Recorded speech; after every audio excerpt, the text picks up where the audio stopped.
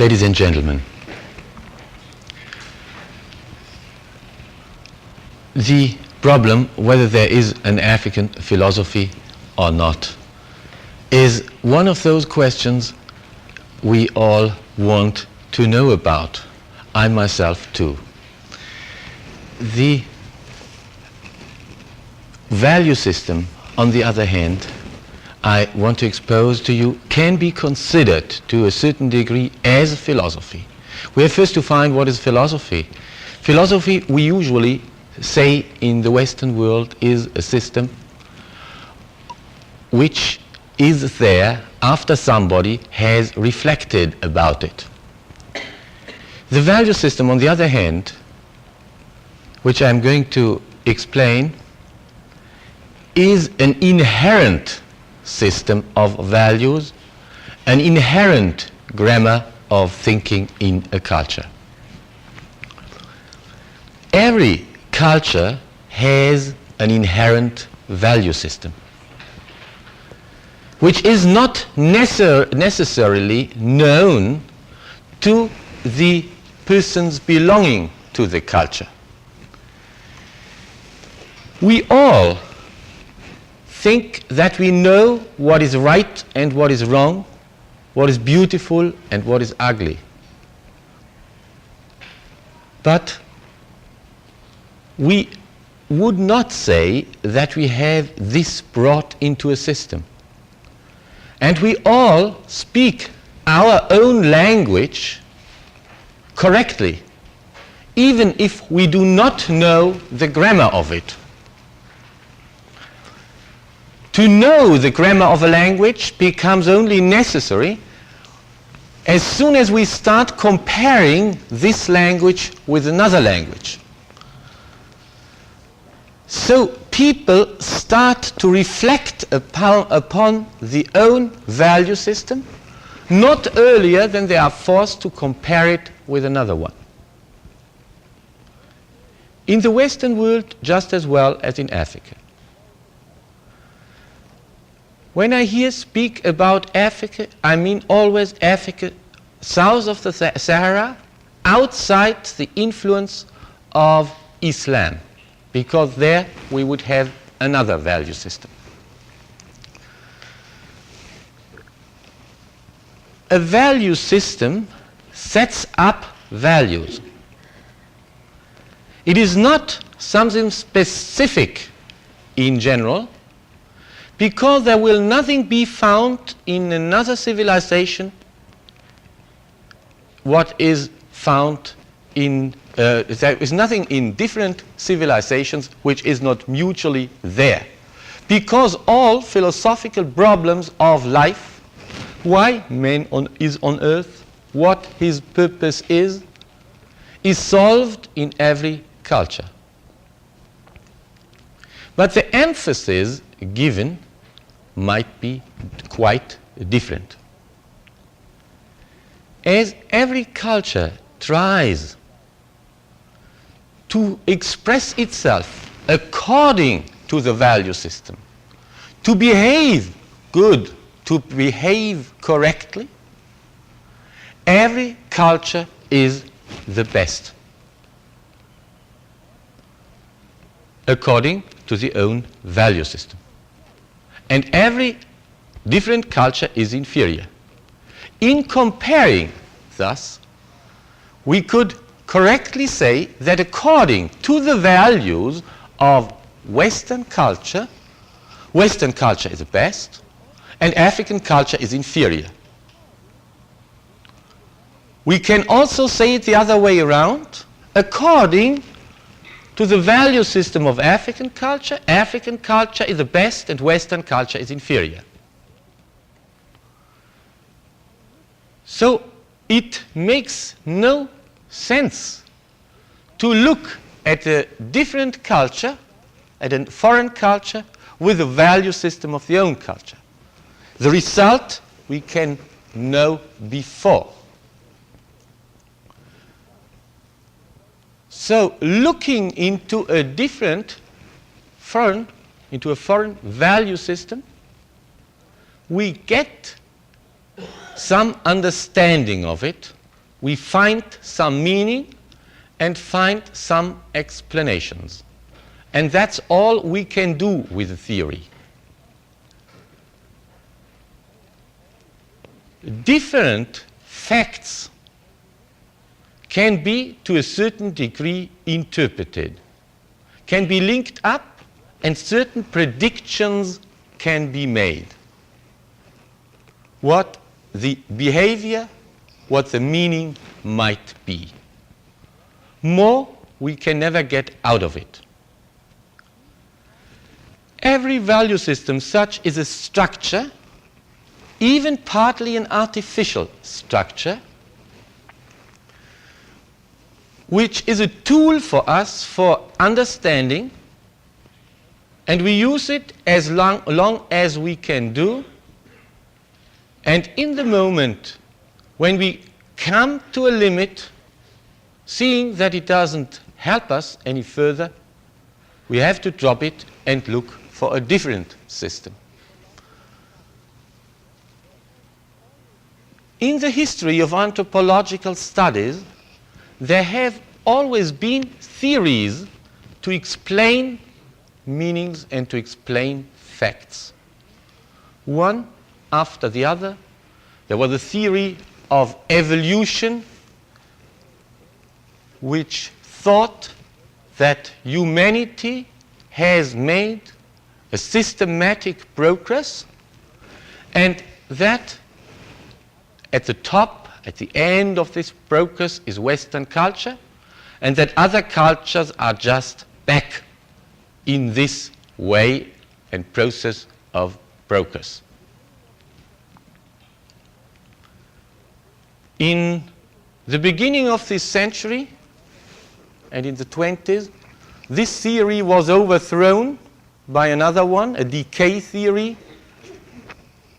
made by Oswald Spengler and Leo Frobenius, putting this kind of theory just the other way around into a decay theory, thus making so-called primitive culture the expression of a golden age of the past, full of poetry and glory, and modern Western culture as something like the worst decay. Theories like that had inherent values. So you see, in the comparison of these two theories, where one is just the opposite of the other, that nothing is really shifted, but just the values, what is full of worth and what not. In the one case, in the decay theory, to poetry and creative thinking was given a high value, and to technical development a low value, while on the other hand, the evolutionary theory developed itself in the sense that the mastership over nature and the technical equipment and technical skill was put as highest value. So, in theories like that, values just shift. If we now try to think about a comparison between an African inherent value system and a Western inherent value system, we have to generalize to a certain degree. We have to look at how a culture appears, overlooking plenty of contradictions inside it, which I would say are due to minor value differences.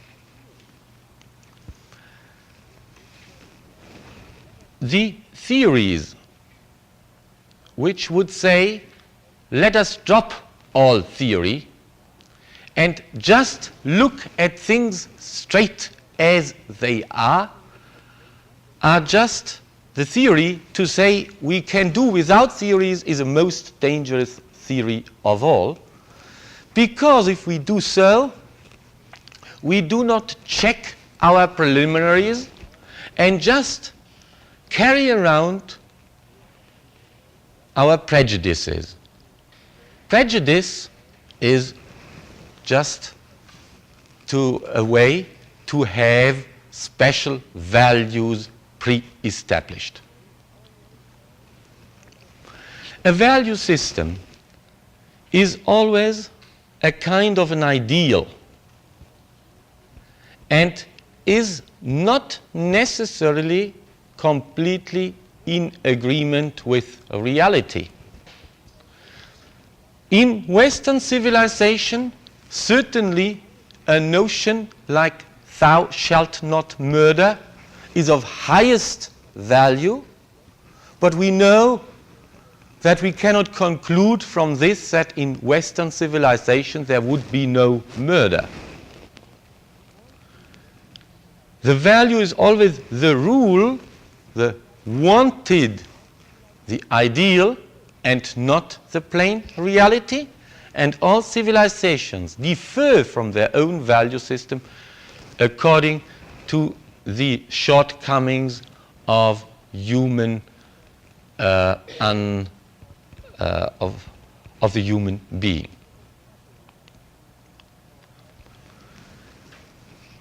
To the vocabulary I'm using for African value system, I have to say that it has been exposed by Alexis Kagame in his book La philosophie bantou-rwandaise de l'être. And he is describing there an ontological system of thinking in his own group, in his own people.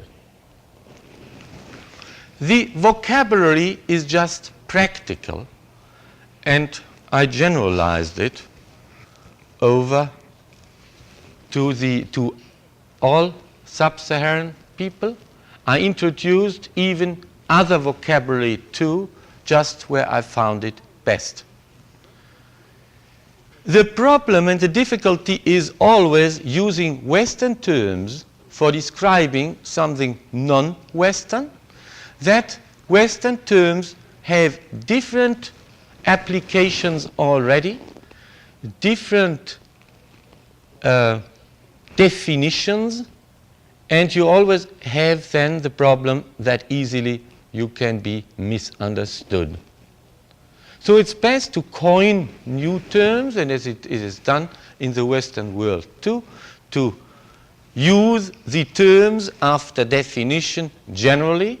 It does not matter directly where they come from. Another terminology could just as well be used.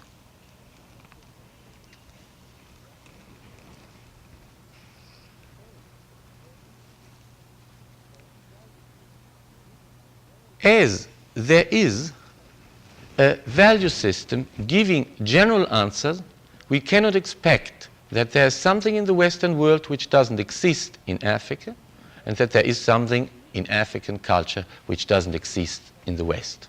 Only the difference between cultures is that the emphasis is different, and that cultures develop according to the value system. The principle and the best expressions of the culture will always be there where that specific culture sees the highest values.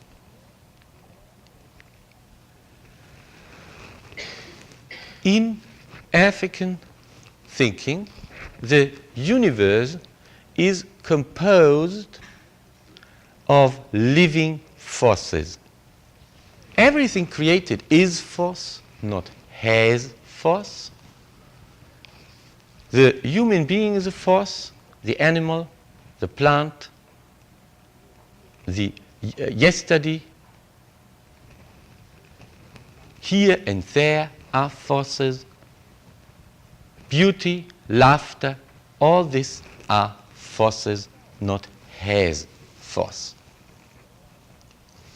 To find out what the values are, I apply now Kagame's ontological system and group these forces into different groups. The first group, Muntu. In Muntu forces, this is a singular, the plural is Bantu. And not to confuse you, I use always a singular and put forces to it so that I have not to say Bantus, which is Muntus, which is senseless. It would be the plural Bantu and so on.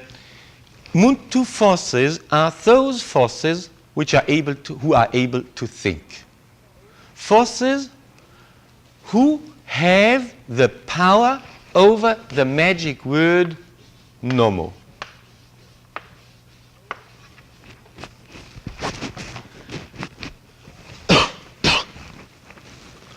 Muntu forces in themselves have a hierarchy. They are including, not only as the dictionary says, men, they are including in a hierarchy living men, deceased men, deified men, spirits, gods, up to the creator God on top. Second group, Kintu, objects, including all forces which can not think and not act out of themselves, but which need the word of a Muntu to be put into action. Kintu forces are force modalité, force figée, sleeping forces, which have to be put into action by the thinking human being. There, of course, is a hierarchy again. And these hierarchies might even differ from one people to the other. Now is a general rule that no Kintu can act, put into action, without that it got the order, nomo, by a Muntu. Well, what can we do with a theory like this, for example? Let us imagine a sociological fact that a group of farmers is sowing seeds and at the same time is singing. Let us say this group of farmers, there are two groups of farmers, the one in Italy and the other in Dahomey. Asked what is important of these two actions, the Italian group will say, well, that is the sowing seeds, the work at the fields, the singing is only necessary. It's not really necessary at all. We just do it because work becomes easier. Several psychological answers will be given. For the Daomean group, things look different. The singing, the ceremony connected with the work, is the correct nomo to tell the seeds that they should grow. So this is essential, and work in the field is only necessary because the living Muntu being is in the lowest rank of the hierarchy of Muntu forces. A higher Muntu force, a spirit, will be able to create without work. As, for example, the forest is there, and nobody has ever seen a spirit working on it to make it grow. The relationship between here two facts just can be concluded what the meaning is. So the fact, the sociological fact, is the same. Both ideas about it cannot be logically contradicted. If the Italian group in our example would say, well, you will see, without singing, corn grows as well, the Daomean observers would be able to say, no, you are cheating because you sing secretly. And you would not be able to do that at all if you would not think and formulate words in your mind. So, you cannot logically contradict here.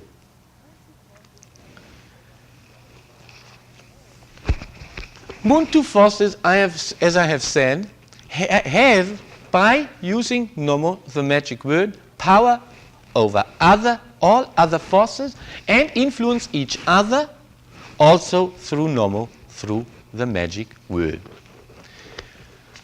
Group number 3, Hantu.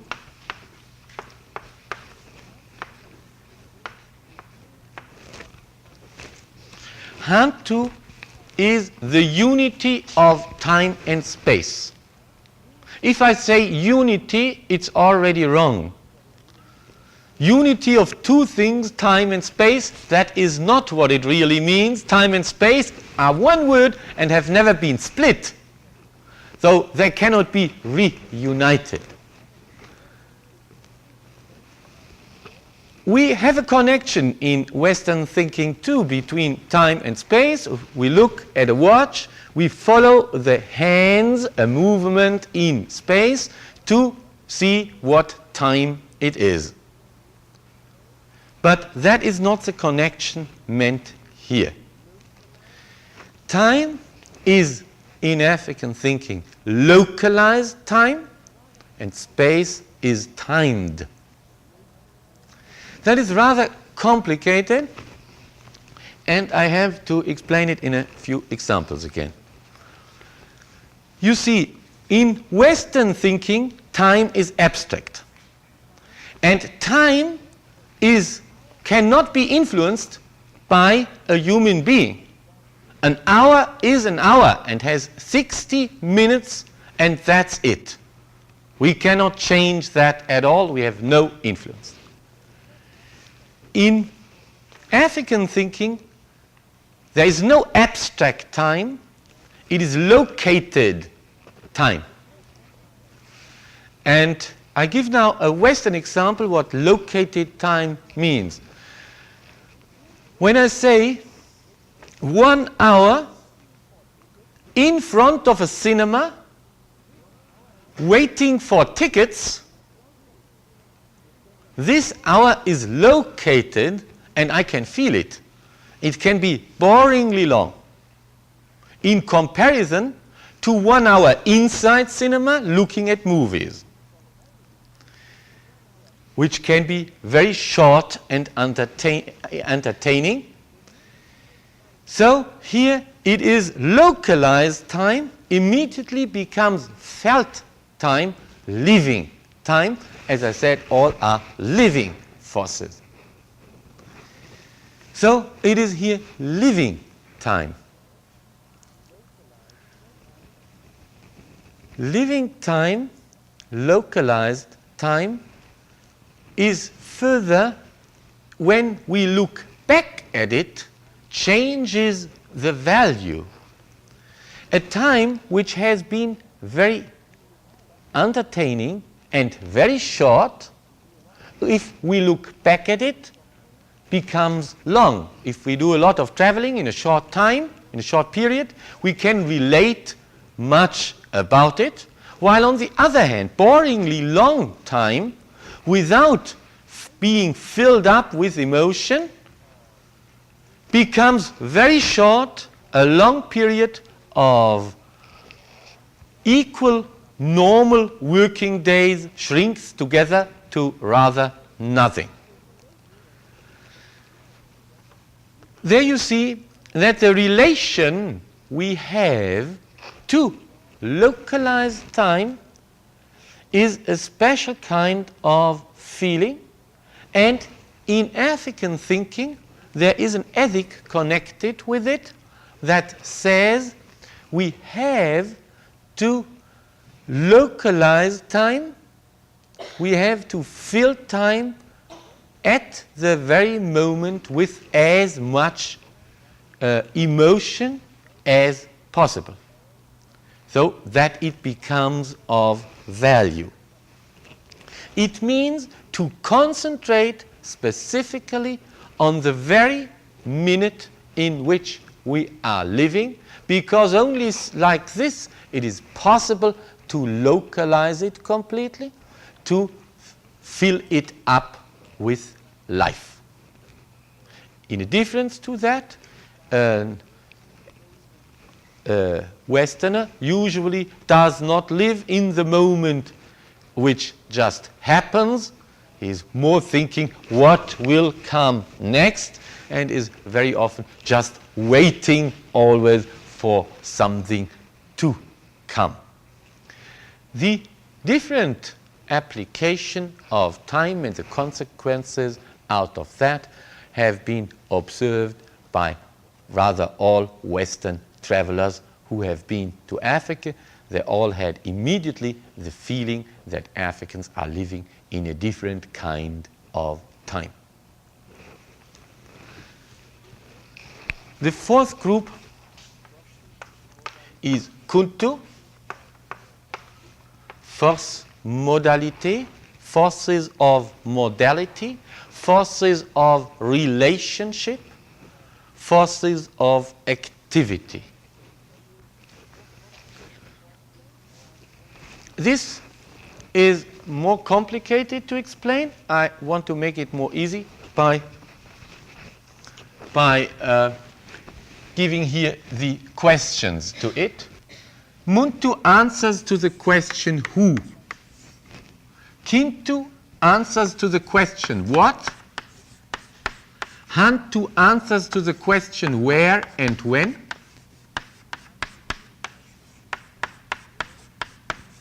And Kuntu answers to the question how.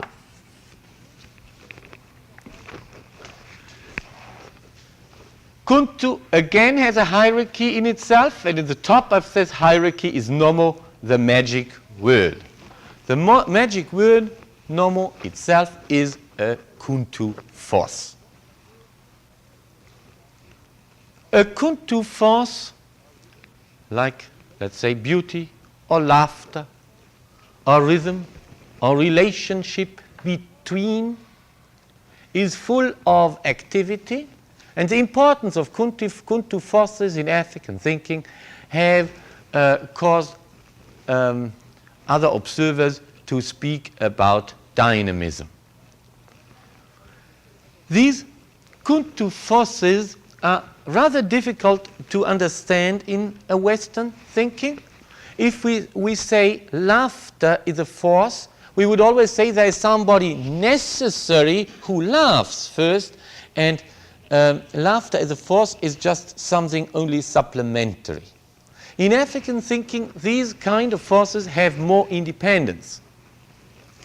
In the Palm Wine Drinker by Amos Tutuola, a story from Nigeria, you have, for example, that he says, in that night my wife and myself, we met laughter himself.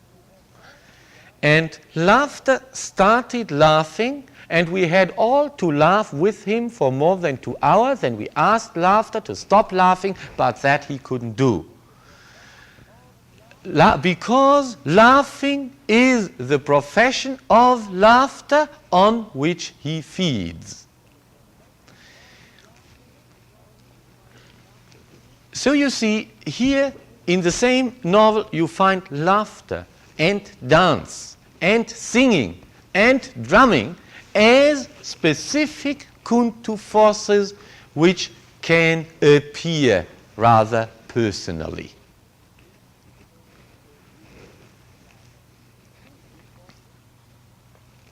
These Kuntu forces are in African thinking of specific value. They have less value in Western thinking. On the other hand, Kintu forces are important in Western thinking and have enormous value there and have less value in African thinking.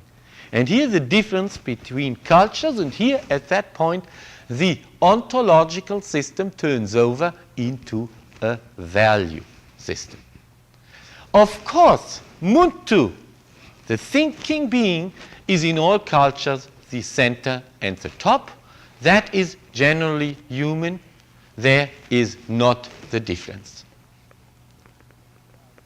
If we would have to stress now how the rank of values goes, it would go in African culture 1, 2, 3, 4. In Western culture 1, 2, 3, 4.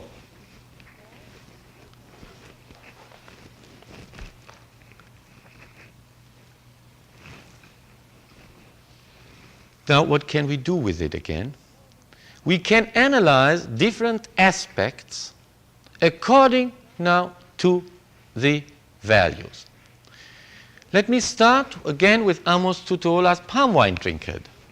There is a story of the complete gentleman who is so extremely beautiful. And it is said there that if aeroplanes were coming to bomb the city in which he is, they would not drop bombs as long as a complete gentleman would be in the city. And even if they would drop the bombs would not explode as long as he's there because he's so beautiful. It means that beauty, being a Kuntu force, is of so higher value to a bomb being a Kintu force that the bomb cannot destroy it. As mostly in African literature, it is not a description of what is, but of what should be, because literature as such, again, is the part of the nomo, the magic word, influencing other forces, thus more giving what should be to re-establish the universal harmony, more this than to be just descriptive.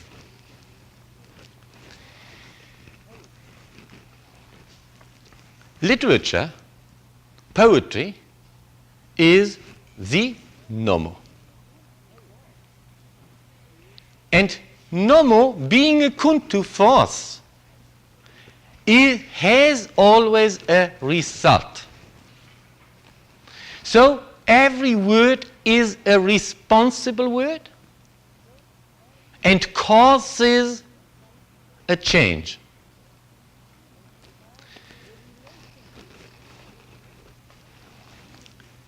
The relation between Muntu forces and between Muntu and other forces is put into action through nomo, the magic word. I gave an example to that with this story about the farmers. But it is much more than that, because nomo causes here the interaction. In religion, it means in the sacrifice there is a nomo spoken to a higher Muntu being. The higher Muntu being, if the nomo is correct, cannot say it would not respond to it. This is very important in most African religion. The sacrifice, the action, the magic nomo forces the gods into action. They cannot reject it. There is no transcendence leaving the deity free to respond or not to respond. the system shows at the same time why the kind of a solution to the old problem whether African religion is monotheistic or polytheistic, whether there is one God or several gods. The system is this. We have here at the highest Muntu, the creator god. Let's call him with the Yoruba term Olorun. Then we have deities Orishas.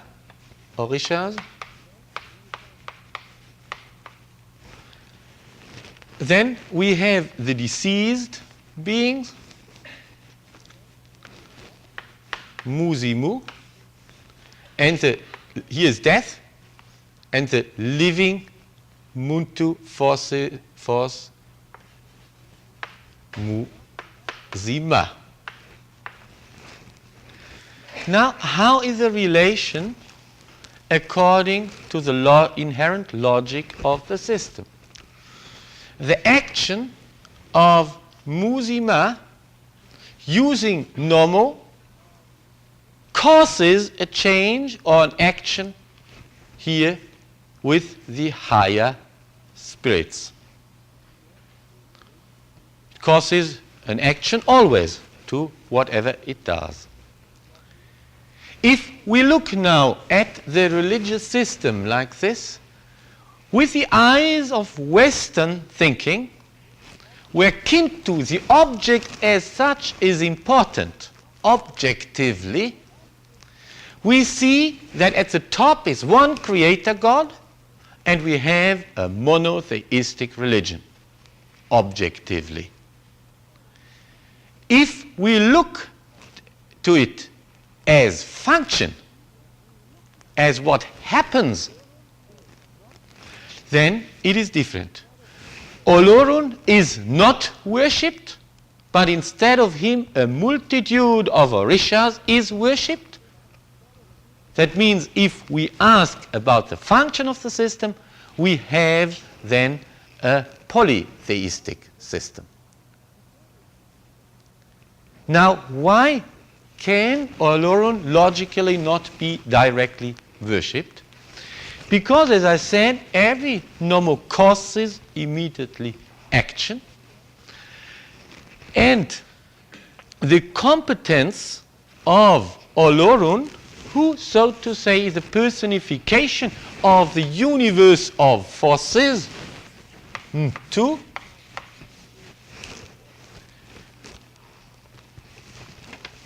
would be forced to do changes in the rule of, in the regulations of the universe of forces. If a woman wants a child, she would worship and ask by her nomo a special kind of force, fertility, and the Orisha representing fertility to get a child. All right so far. But to ask Olorun would only make sense if the woman would want that the man should get the children and not the women. Or if she would want that the water would run uphill instead of downhill. And that would mean criticism, that something would be wrong in the order of the universe.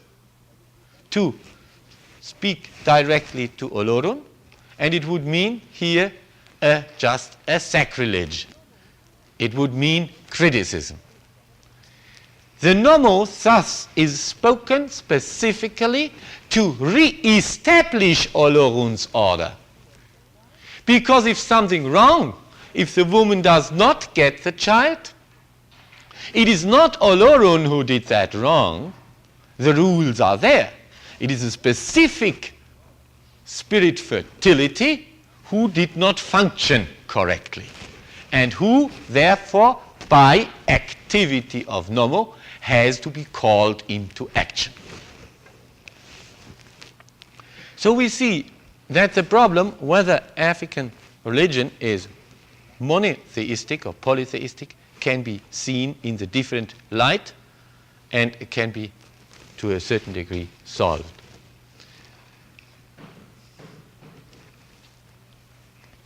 Going on, we can see, as I said now, kuntu is of higher value than kintu, and in the Western world it's the other way round.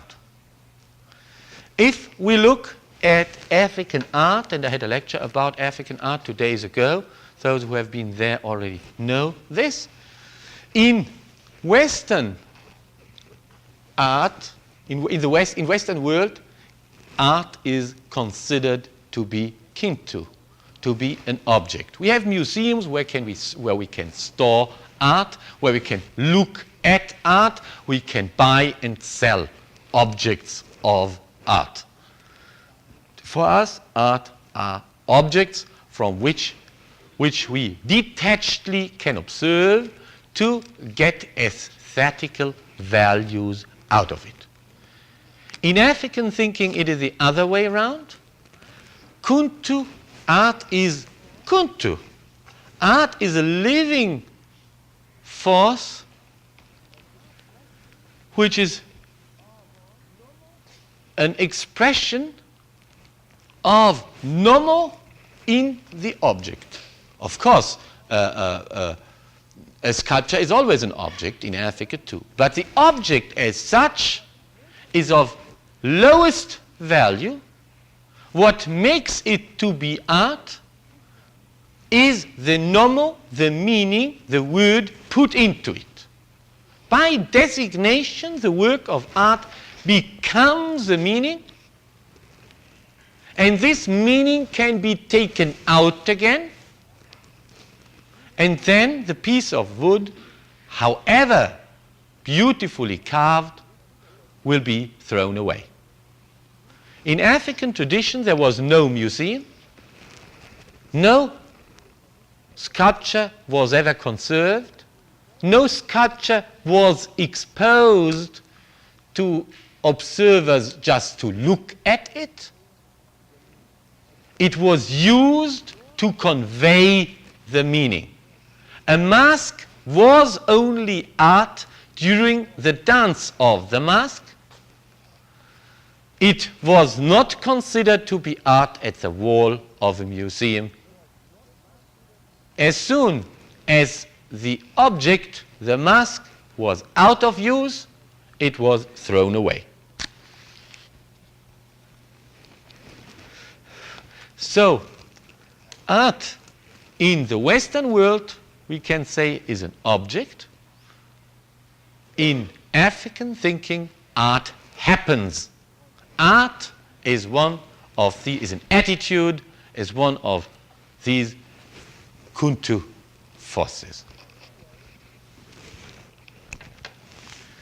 In the same way, we can look at music. In general, generally, in Western thinking, music is also seen as object.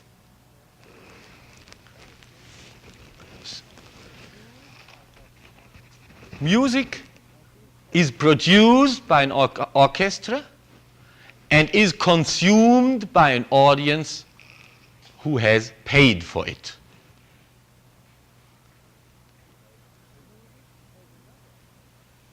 In Africa, music has another meaning again. Music is in Hantu the expression again of nomo. Music is a tool, is an active force put into action for the purpose of setting muntu forces into motion and emotion up to ecstasies. There is not the confrontation of a producer and performer. All are participants in the music. The audience responds at least. There's always this intense connection the importance of putting people into motion and emotion. Because of that, music is different. The predominance of polymetrics in African music, monometric, like if we write that in front of where we notate the music, that is 1 meter, and that is another meter. Generally, Western music is monometric, using for enormous elaboration of musical and melodical development 1 meter. In African music, you have 2 different meters played at the same time. Even more than 2 meters played at the same time. And adding up to specific beat patterns which allow the human being to get into motion and into emotion. If you have, for example, 2 or 3 drums beating in different meters, drum 1, drum 2, and drum 3. A dancer adding up the beat of drum 1 and drum 2 to a specific pattern which is calling a spirit, a loa, an orisha, is dance 1. Adding up 2 and 3 is dance 2. Adding up 1 and 3 is dance 3. So you get 3 different dances, as you often have it in Haitian Vodou, out of 3 drums.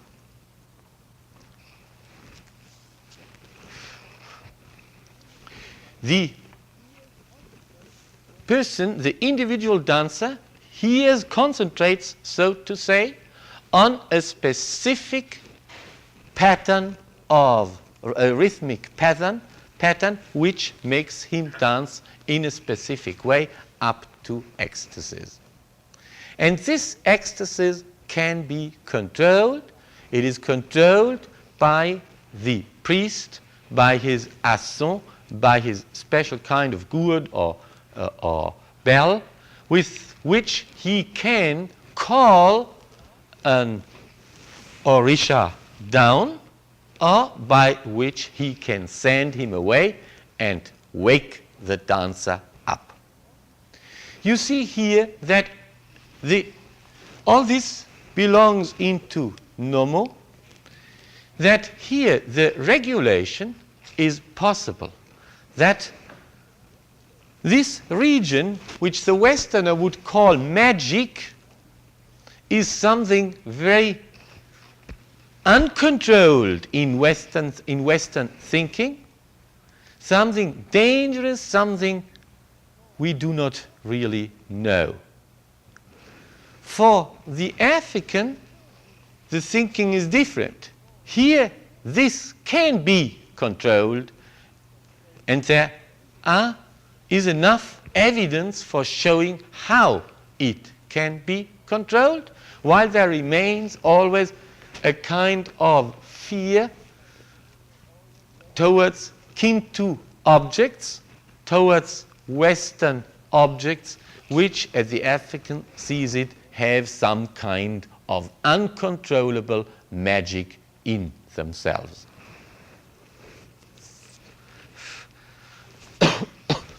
We can analyze in the same way the difference between Western and African medicine. In Western behavior, medicine and the art of the doctor is seen as an object, as what? The human body itself is considered as an object, and the art of the Western medicine man, of the medical doctor, is concentrated on objects and starts with the dead body in anatomy when he starts studying it, not as a living object. The medicine is considered to be the reparation, to do reparations to a body considered as a machinery. People go to the doctor and say, here I feel pain, there is something wrong with it, please give another object, a tablet or a vaccination, and repair this. Doctors often complain that they are just considered as a kind of automats to produce recipes, prescriptions for repairing the machinery of the human body. In African thinking, it is not the body which is wrong, it is the interrelation in the Kuntu realm. Spiritually, there is something wrong, the forces are wrong.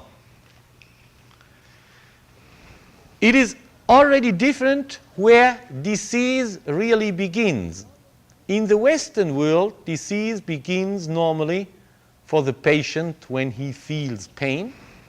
In African thinking, all kind of unhappiness, all kind of anger is already called a disease.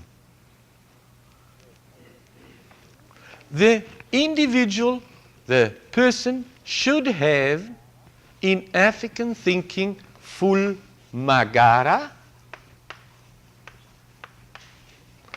Magara is the life force I have, the Nomo force I have. Nomo is the magic word I use. By using Nomo, I can diminish or accumulate Magara. Magara is necessary for the living being. It is full life force, full happiness, just full being. So, if Magara is lacking, by Nomo, Magara must be given. So, the amulet, the medicine in African thinking, a Kintu force, is just as a work of art, only a recipient for a Nomo, for an active Nomo, for an active magic word, to be put into action.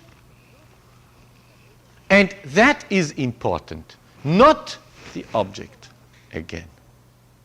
The amulet only symbolizes the magic word connected with it, and so it does not really matter whether a medicine is swallowed or carried around the neck. What matters is that the magic word connected with it is remembered. The Western doctor who goes to Africa observes very often that the African patient does not like to swallow a sweet tablet just down and it's disappeared. He prefers it to carry it around, not to swallow it, but to carry it around at the most uncomfortable part of his body, because then it is remembered. The magic word connected with it is remembered. And while Western medicine tries to make its Kintu tablets as agreeable as possible, putting them into sugar so that it is pleasant to take them, in African markets you find displayed medicines which are just horrible even to look at. But many observers have thought the Africans like those horrible things. They don't do at all. But if because the medicine is horrible and detestable even, that they cause a kind of pressure on the individual, punishing myself, the patient, to cause the Orisha whom I have offended into action.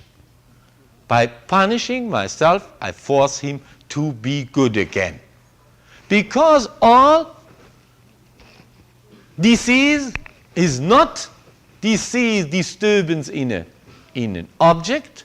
It is only the indication of a spiritual misrelation of disorder. So every nomo, whether the one of the medicine man or the one of the poet, is closely related.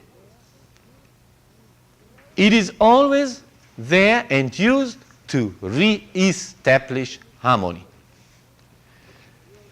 In the material world of the thinking of the modern West, what is most important is power, and in African thinking, what is most important is happiness.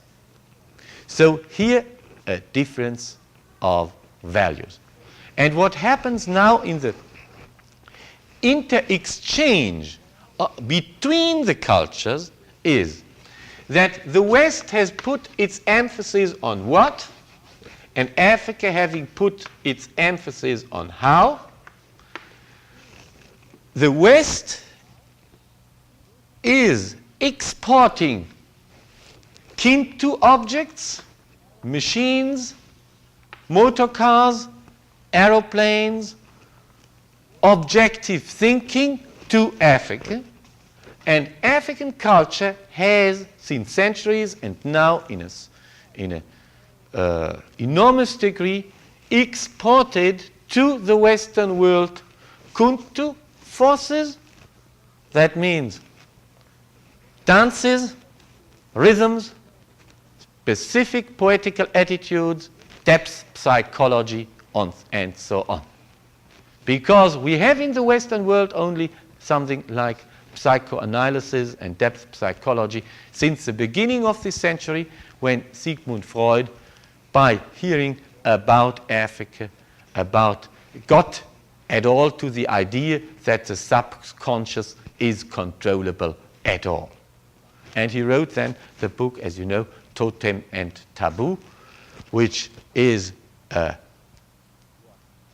wrong analysis of what the medicine is doing, but nevertheless was deeply influenced. At the same time, in the beginning of this century, when African art influenced deeply Western art, when influences were growing from Africa to the Western world, just as influences of Kintu to Africa are growing too. Every culture discovers a kind of shortcomings by comparing the own value system with another culture. All civilizations are underdeveloped and get the development aid from the other side. So this is what happens in the time of cultural contact. In medicine, for example, especially the Western medicine is very, very helpful, where the cause of the disease is an object, such as bacteria, a germ, or whatever it is. There, African medicine is rather helpless, and where you can take a knife to cut something off, Western medicine is excellent. On the other hand, with the dealing with sorrow, anger, and all kinds of diseases which can be treated by what we now call depth psychological treatment or psychosomatic medicine, their African medicine is still ahead of our knowledge. So you see, the demonstration of the value system only helps us to get in the different aspects of a culture deeper into a meaning and into an understanding of what is going on. I thank you, and I'm ready to answer questions.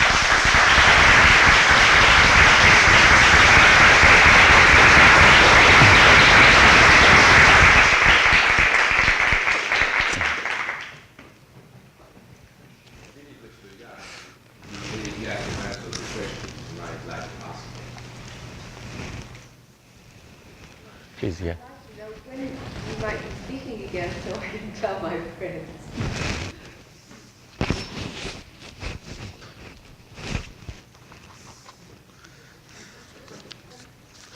Let me see.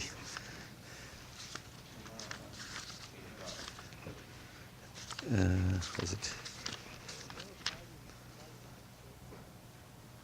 Tomorrow, Friday night at 8 o'clock, here in a public lecture in Economy Building room 121 about American Negro spirituals. Well, the others have been. Please. Yeah. What influence do you think the languages of the West, especially French, also English, will have on African thinking and philosophy? The language as such has not. Especially French, it's slowly being Yes, that happens in several areas. It has not much to do with the value system. People might change the language and might conserve the value systems. Value systems are something which is very slow in changing as far as whole populations are concerned, not individual philosophers who switch value systems even in the West quite quickly. You see, the influence of language does not give any different value as such. Or did you mean something different with the question?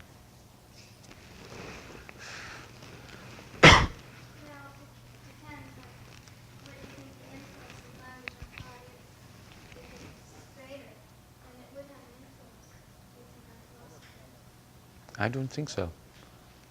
On a specific philosophy, certainly, but not on a value system. What is changed by using other terms or other words in the example I spoke about the farmers? Does not matter whether you call it in English or in an African language. Please. What if you introduced a concept like do and see as part of the language, a different concept of looking at relationships? Of between families or persons? Or between yourself and the deity. Yes. You mean what is the influence? What changes when Christianity comes, for example? Or even just the language, as this girl suggested. I do not quite see the point of it. The language certainly has an influence, but it does not change basic value systems. Not even the introduction of Christianity has, in essence, changed anything of African religion. I might just tell that. You see, here you have two, I'm generalizing now, but in a way which has some exceptions. But you have here the influence now of Christianity, let's say Catholic influence. Here, this is a system of African religious hierarchy. In Catholicism, Oloron becomes bon Dieu. The Orishas become saints. The worship, you see, the system remains because the worship again goes to the saints, which are connected to the Orishas. If Protestantism comes,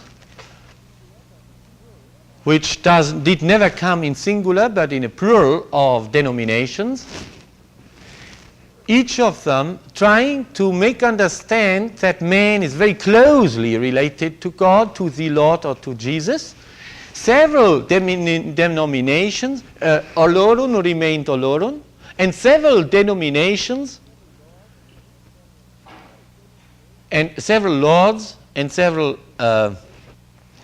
Jesuses became additional orishas, because according to African thinking, all orishas together represent Olorun.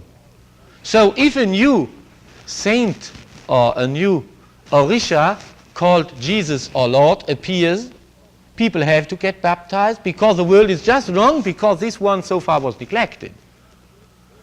And I have lived in a family where people went to on Sunday in the morning, first to the Catholic Mass, then to CMS, that is Christian Missionary Society Anglican, then to the Baptists to do service, and then they had lunch. After lunch, they had a short time of rest, and they had to go to the Methodists, and then to the Presbyterians, and then they had dinner. And after dinner, they went to the Jehovah's Witnesses and to the Cherubims and Seraphims. You see, where there was dance. And on Friday, they went to the mosque, and on the other day, they had time to worship the traditional orishas, each according to its rules. You see? And they all were completely in their own thinking.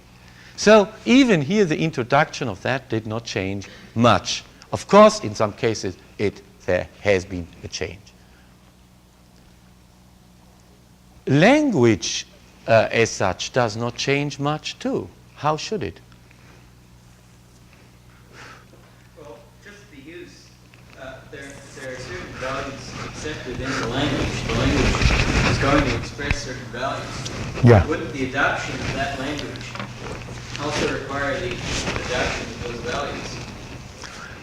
Well, if the language would be adopted with all the connotations which are in the foreign language. But if you speak a foreign language, you mostly understand quite a part of it not at all. And that is just there where it is connected with specific values. You translate immediately the foreign word into your own language and give it a specific meaning. You have that in Africa quite typically when you look at African poetry in English or in French, that mostly the concepts are shifted, that the vocable, the word as such, is not used with the same associations as it would be in the Western world, and that makes just the fascination of that kind of poetry even. Please. It would seem like Lego and Eshu have a particular sociological function in this religious hierarchy, do they? The Orisha have a special kind of social... The particular Orisha, like Of course. or Eshu, Yes? are they sort of an escape from predestination, or No. And, well, they fit... You see, the Orisha are representations and personifications of specific forces of nature. Eshu, for example, is a troublemaker, as you know. If the relations, if you look at law in the same system, you see for the Western world again, law is something objective, something detachable from the case and from the person. It is general.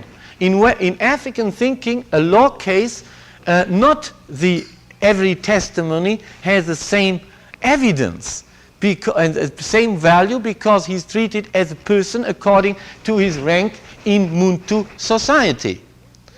So now the whole process of law is made to make all anger being spoken out, to re-establish harmony, not by a result, not by a judgment, but by the process of the law case itself.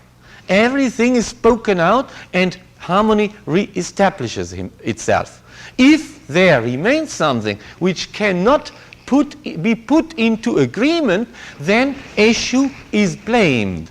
He is a troublemaker. There is an Orisha who has caused the disagreement, and by a sacrifice of both parties to Eshu, harmony is re-established. So the function of the different orishas is certainly related to where they are necessary in society. So fertility as an orisha, Shango, is also represented for certain functions. And you could not contradict it because these are living forces which are there, disorder, the wish to cause disorder, the creativity, the fertility, all these are just natural forces. It is to remark here that none of these really are contradictory to science, because so-called natural religion cannot contradict nature. Please. How do they determine the proper normal? And do different men have, do all men have the same power with the normal? No, of course not. You see, not all Muntu forces have the same power over normal.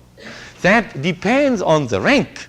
You see, the theory is this. I being a Muntu being, the sun being a Kintu force, I can say to the sun, please sun, do not rise in the east, but rise in the west and go the other way around the sky. Will the sun do so according to this thinking? Yes.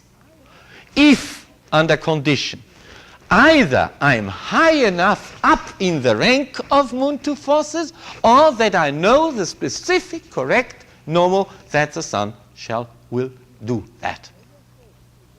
So, as I said here in the testimony, the normal of the person varies according to the standard of the person. The more the person has status, the more efficient is his or her normal.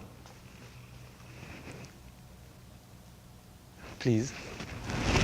I came a little late, so if you covered some of these points, you can disregard them. But just two general questions.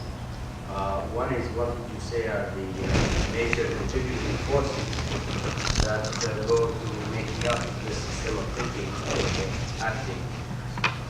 And two, how widespread or widely applicable is this? Well, I said that in the introduction. It's only sub-Saharan Africa. It's only sub-Saharan Africa. Yeah.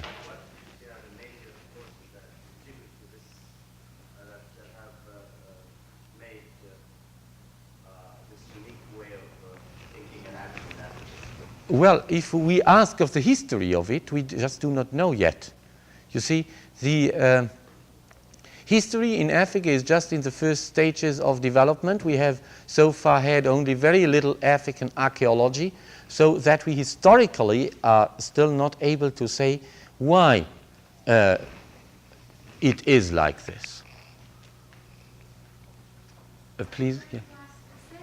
I was wondering how it evolved, specifically as whether their attitude towards objects of art is nomadism at the very beginning, tribalism. Nomadic cultures have no sculptures, as you know. Well, objects of art. Yeah. It does not have structure. Hmm? Any object they use in a ceremony is not kept. Was it ever done that? No, it's because of the thinking which just gives no value to the object and gives value to the function. You do not throw it away because you move just. If it is necessary for ceremony, you will move with it. That has not much to do with that, you see. Please.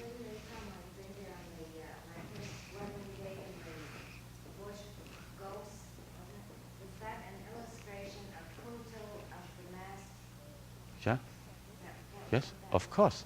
You see, in the palm wine trinket you find an enormous kind of details which quite well with the system you can say how the values are. It's rather an instruction how African value system works. Palm wine drinker is illustrative, and especially because palm wine drinker is from Yoruba country in West Africa, and the system as it is formulated, the vocabulary is from East Africa. There you see the agreement, how far the reach of it goes in general. Yes? Yes. You spoke of sub-Saharan Africa. Don't you think that the introduction of Islam in sub-Saharan Africa has to a certain extent affected this hierarchy of values or changed it? Yes. Where in sub-Saharan Africa, I said it's outside the reach of Islam, where it works like this. Where there is Islam, we have a certain influence of Islam, a very heavy influence of Islam. On the other side from this system, a certain influence into Islam. We have there a kind of a neo-African culture of mixture, a region of mixture between this and Islam, yes. But I excluded that because that makes it very complicated if we introduce here these completely different values of Islam.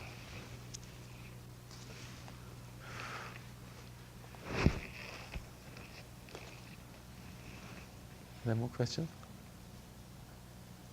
Yes, please. You need to see that the impact of modernization might overshadow these Well, I'm not a prophet, you see. I do not know what's going to come. We are happy when we just know a little of what is happening at the moment. Probably, I would say, as value systems usually do not very quickly change, that introductions which come from the Western world, new things which come from the Western world, will firstly be differently interpreted. That, you see, the introduction of objects does not change the system as such completely. It does not even affect it very much. Because, you see, to say what is a chemical formula has a certain interpretation in the West. In African thinking, you can interpret it, as I heard some African interpret it. It is just the correct normal to transform kin to A into kin to B. It is no surprise for African civilization that there is something like an aeroplane. Because knowing the correct normal, every Muntu can fly, of course. Because the aeroplane is just an object, you see. But there is no contradiction in the system from this kind. Only it was not found out, the correct normal had not been given before a certain time. The influence of Western, let's say, constitutions too, does not affect the system. The constitutions given to independent states on condition on that they could get only their independence because they accepted a certain kind of Western constitution, is rearranged, is reinterpreted. Western law is reinterpreted in African way according to that kind of thinking. And it's no crime in this, you see. There is the same the Western civilization does with African dances. They are not the same when they are danced in America or in Europe. They have changed meaning completely in most cases. They can only be incorporated into the other civilization if meanings change. What is mostly wrong with the criticism of the Western world is that they say if Africans copy something from the West as it is here, well, they are just aping us. And if they change it, they say they cannot do it correctly. You see, here that is an unfair judgment you can read very often. We have to reject that kind of criticism because we would not allow the Africans to criticize the way we dance their dances. They might say, what have you done to them? They are completely wrong like this. Every civilization adopting something changes it in the way that it fits into the own pattern of thinking. Yes, please. Modernization of arms and machining and all that, doesn't this arouse in them an awareness of something that they didn't have before? Well, of course, you see, that's why they import it. You see, they realize a shortcoming here by the underestimation of Kintu, as we realize an underestimation of Kuntu, and now take in, have in the most modern time a completely different attitude towards art, poetry, and music through African influence. Of course, in a world which is changing and which everywhere has a history, there is no possibility that something remains completely stable. But you see, the question mostly put is this one. If we have here European tradition, and here modern Western world, and we have here African tradition, we should not think that Africa moves directly out of their value system to run this way. Historically, by colonialism, African civilization could be forced to a certain point to run in this way.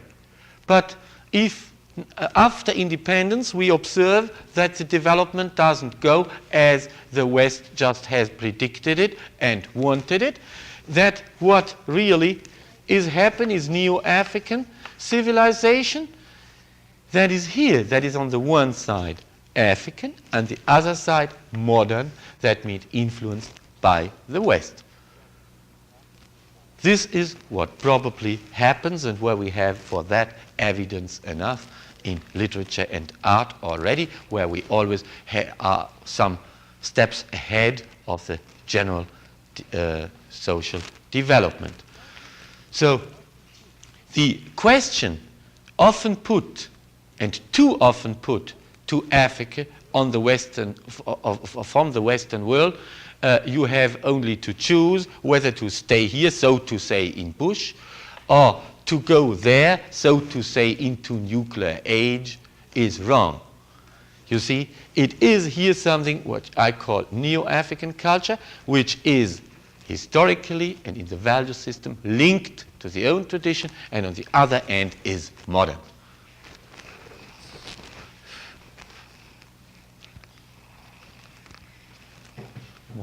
No, yes. Beliefs have as represented by the concept of negritude, which Simulator's tools were, and which we know is the Caribbean area. Do you mind listing a few of the Yes. Negritude is a poetical movement between 1939 and 1947. Clean negritude created a specific kind of poetry which freed the colonial poetry from Western patterns.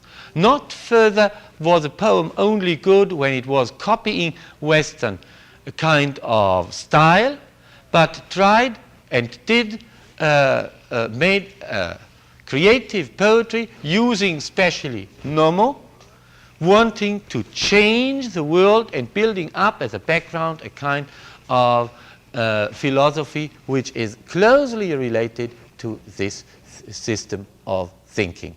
It then turned over into a political slogan and then became got into a very controversial discussion about that. But clean negritude is a school, so to say, a group of poetry in a defined space, which certain specific achievements which made it possible to create and write poetry in English and French without following the value pattern of so far Western poetry.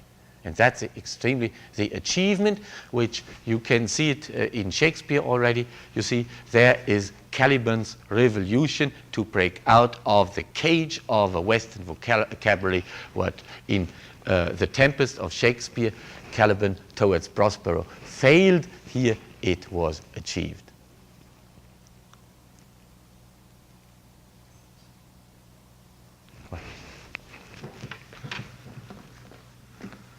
We thank you, Mr. Jahn, Thank you. for this enlightening and very enriching lecture.